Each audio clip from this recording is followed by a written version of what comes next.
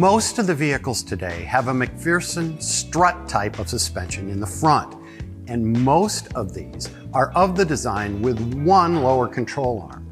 Typically, these have the ball joints riveted to the control arm. The first suspension component that usually wears out on any one of these vehicles is the ball joint. So when it comes time to replace them, you have a choice. These ball joints are available two ways: as just the joint itself, or as a ball joint already in the control arm, complete. You can assist your customer with helping them understand what is involved. Then let them choose.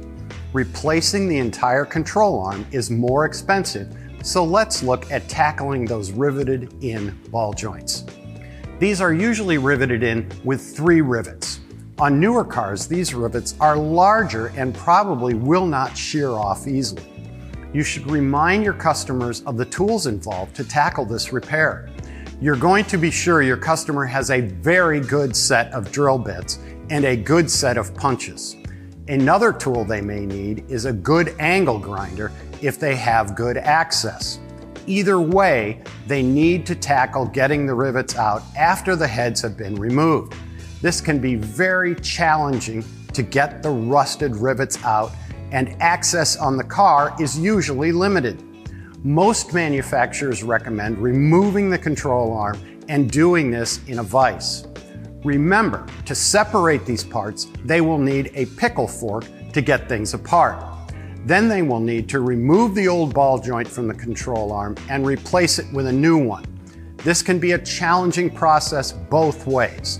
Next, we'll be replacing the rivets in the new ball joint. Again, newer rivets are much larger, so they will need a significant rivet tool to pull them in. After that, the process is just the reversal of the removal. It is worth your while to review this process with them to be sure this is the direction they want to go.